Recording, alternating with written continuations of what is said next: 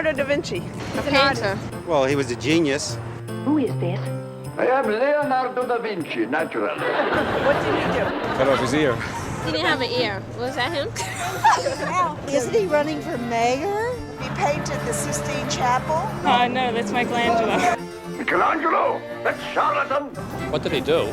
Painted the Mona Lisa. Most likely it was the Mona Lisa, because the way the picture seemed like it was like looking at people when they walk by and stuff like that. You don't tamper with a great work of art. What have these barbarians done to my Mona Lisa? Leonardo da Vinci. Didn't he have a restaurant once? Last Supper, which is very famous. Who? Who's Leonardo da Vinci? Well, he was futuristic. Studied anatomy. Mathematician, philosopher, inventor. And the original Renaissance man. I don't know anything about Leonardo da Vinci, really. Maybe you can enlighten me.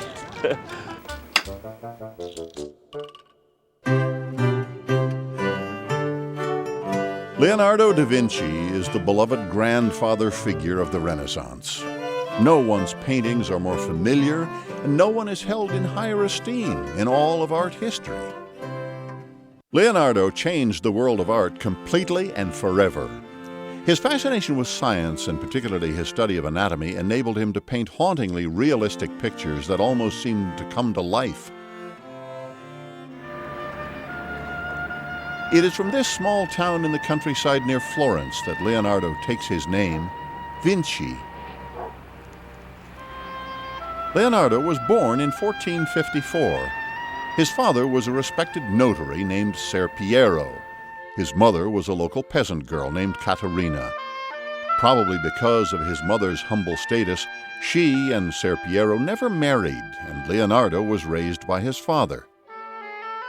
The boy's illegitimacy would prevent him from joining his father's profession.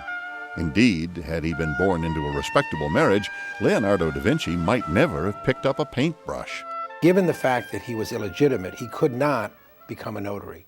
Therefore, they had to search out some other activity for this young boy. And obviously, I mean, you can be certain that he was very gifted. I mean, he could draw, he could do things. Probably he was ambidextrous. And so when they saw that he was interested in art, they were able then to encourage that activity since he had no real other alternative. Leonardo never got the schooling of a child born to wedded parents. Instead, he spent hours studying flowers, trees, and animals.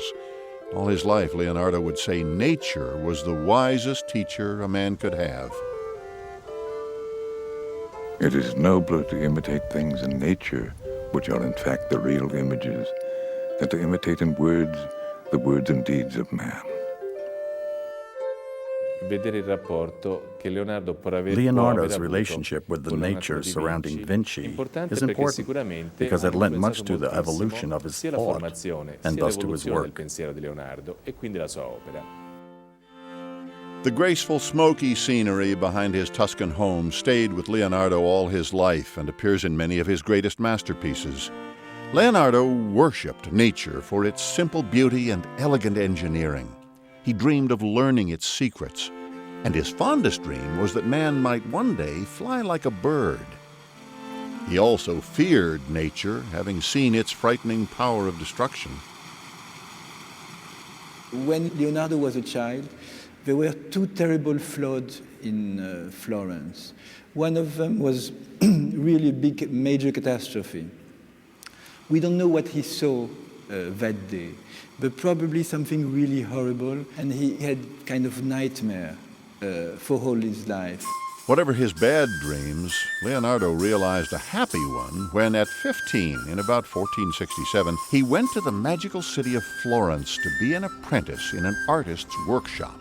When Leonardo moved to Florence, Florence was really, in a way, the center of the world for art, for literature, for science. All the greatest minds of the time were here.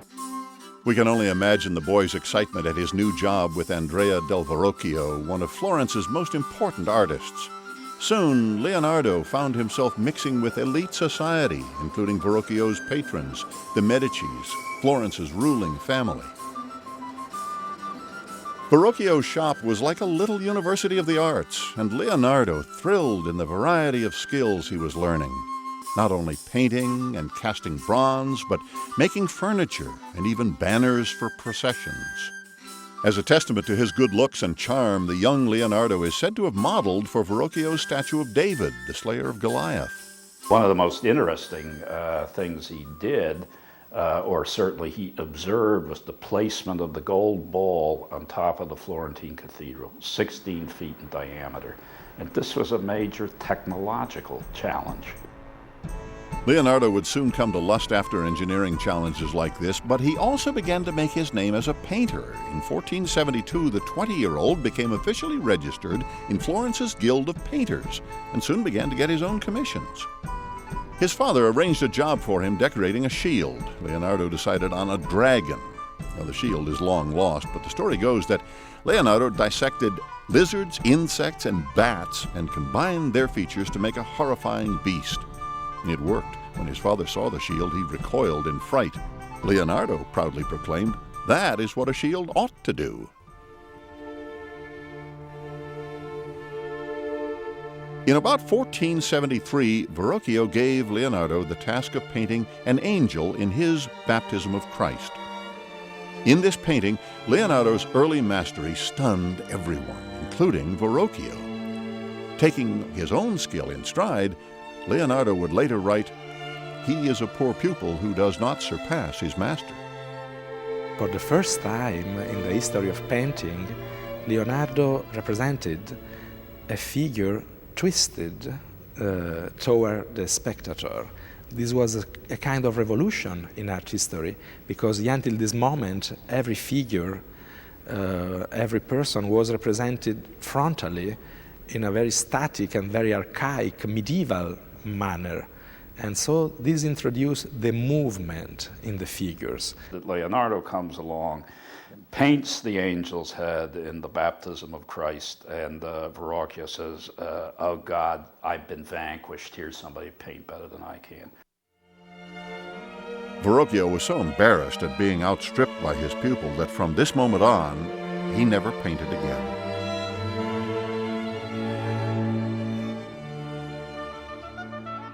"5 years before, Ser Piero's bastard child had arrived in Florence with little more than a country boy's education. Now, he was a fashionable young painter and beginning to rub elbows with nobility. At the height of the Renaissance, in the capital of the art world, Leonardo was becoming a luminary. But Florence was, after all, a small city, and Leonardo knew his talent belonged in a much bigger one. His misery would soon be more than he could bear.